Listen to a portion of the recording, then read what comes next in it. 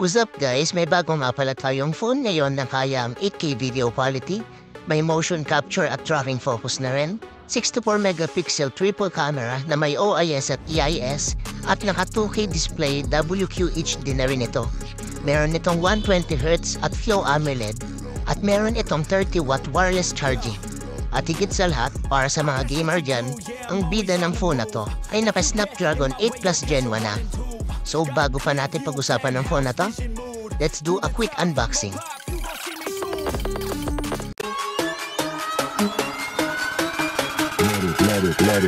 Let it bang, bang.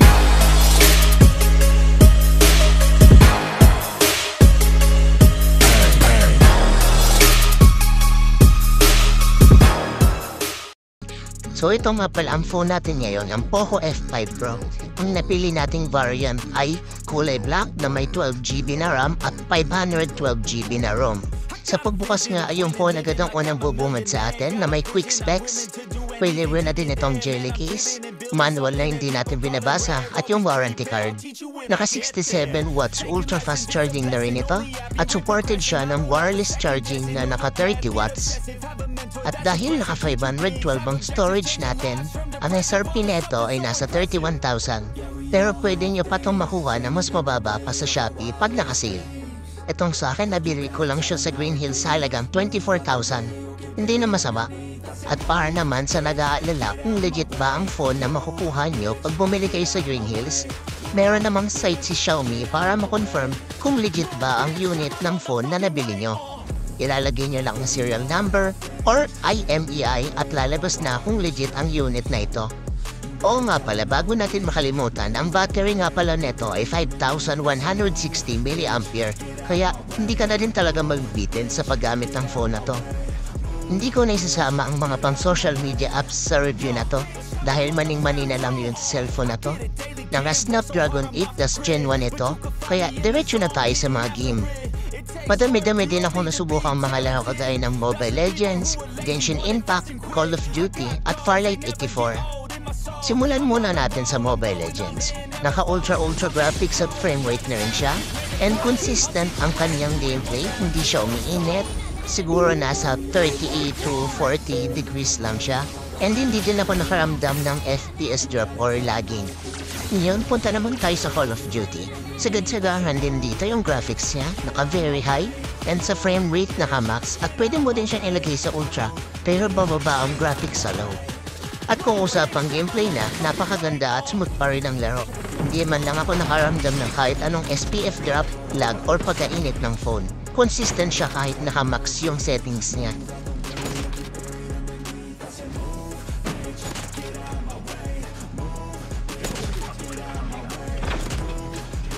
Okay, next game naman tayo. Kung usapan ng Genshin Impact, nilagay ko to sa highest setting nito and hindi din ako nakaramdam ng kahit anong lag or SPF drop. And sa temperature naman, nag-range lang siya ng 40 to 42 degrees.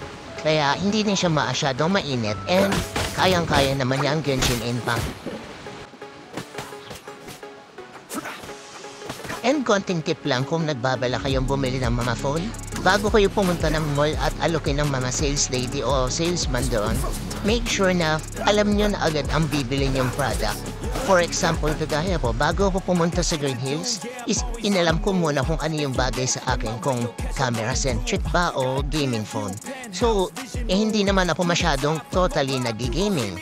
And hindi din ako masyadong maki-photo, tama lang, kumbaga average lang sa dalawa. Kaya nag-research din ako sa internet and may nahanap na akong mga tech vlogger na nakatulong sa akin para mahanap ko tong Poco F5 Pro. Ito nga yung mga nagbigay sa akin ng ideas, mga tips kung ano ba yung dapat kong hanapin and maaasahan nyo talagang legit at totoo yung mga review na binibigay nila. Isa na dito sa Pinoy Tech Dad na pinaulit-ulit ko talagang panoorin yung video niya about sa Poco F5 Pro at sa iba pa niyang video about sa mga Poco phones. Kasi grabe talaga yung details ng mga review niya at hindi siya bias at sinasabi niya talaga yung mga pros and cons ng mga phone. Kaya ma-recommend ko tong tech vlogger na to na panoorin niyo rin. Nandito din si Hardware Voyage na pinaulit-ulit ko rin panoorin yung Poco F5 Pro na video niya and yung best phones niya in 2023. And detailed din siya mag-review ng mga gadgets, hindi rin siya bias. Sinasabi rin niya yung mga pros and cons ng mga bibili niyong mga phones. Kaya isa din to sa mga may recommend ko sa inyo guys. Next na tech reviewer naman ay si Poltech TV na isa rin sa pinaulit-ulit kong panoorin yung video niya about sa Poco F5 Pro. Detail din siya magbigay ng reviews, hindi siya bias. Sinasabi rin niya yung mga pros and cons ng mga bibili niyong gadgets. And sa kanya ko rin napanood yung mga best features nitong Poco F5 Pro na mamaya sasabihin din natin. Isa din to sa mga tech reviewer na may recommend ko sa inyo and nakakwela nito and nakakatawa. So, panoodin nyo din siya guys. Next ay si Gadget Sidekick. Isa rin to sa mga pinaulit-ulit kong panooran ng video and very professional siya magbigay ng reviews. Very detailed, hindi rin siya bias and nagbibigay siya ng mga pros and cons ng mga bibili niya ring phone. Kaya panoorin nyo rin siya. Last na tech reviewer natin ay si Sulit Tech Reviews na very professional din magbigay ng phone reviews. Hindi rin siya bias and nagsasabi rin siya ng mga pros and cons ng mga phone na i-review niya. So, ayan ang aking top 5 na mga tech vloggers na ma-recommend kong panoorin nyo. Kung naghahanap kayo ng mga phone and nagbabalak din kayong bumili, nang sure kayo na honest review ang malalaman at matututunan nyo. Okay, dahil tapos na tayo sa gaming, punta naman tayo sa camera ng Poco F5 Pro. Ito nga pala yung sample picture natin sa rear camera at kapag naka-night mode, ito naman sa 64 megapixel, sa 0.6 at ultra-wide. Kayo na lang po ang humusga kung maganda ba yung camera output and processing niya. And tinanong ko rin naman sa iba kong mga classmates and sabi rin nila maganda naman. Malinaw and detailed naman yung quality ng mga pictures. And lastly, ito nga pala yung ating macro lens na up to 5 times and 10 times ang zoom. Ayun, punta naman tayo sa video capabilities niya. Kaya nga pala na itong 8K video quality na may 24 FPS. And ito nga pala yung sample videos na to. 4K 60 FPS lang yung ginawa ko ng may bagay natin dito sa video. So, ano masasabi niya?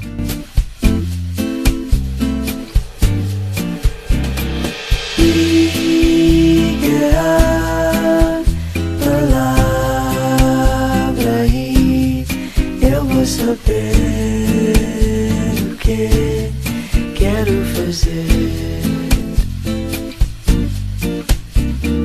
Diga a palavra e eu vou saber o que quero fazer.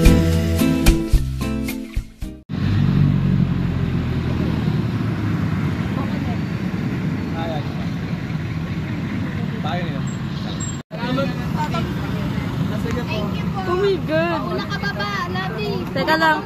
Kalma lang.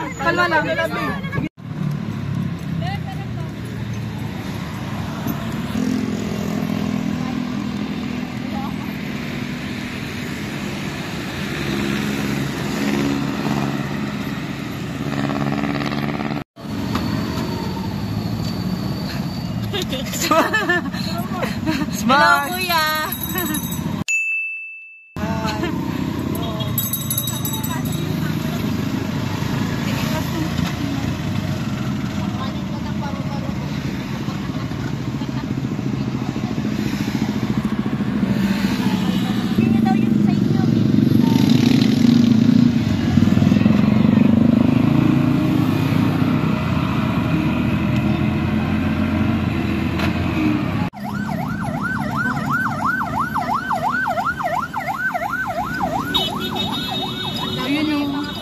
Kitang-kita yung bilog na sa So yan nga pala ang sample video natin sa ating rear camera.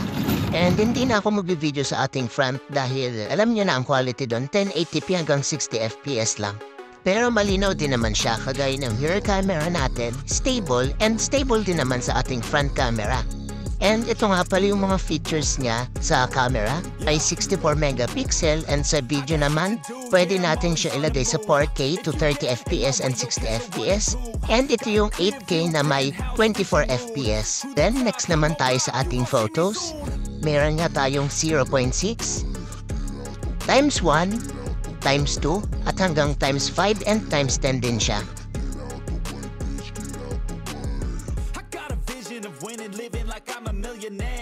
Next naman natin ay sa Pro. Wala ako dito masyadong alam kaya skip na lang natin yan. Diretso na tayo sa portrait.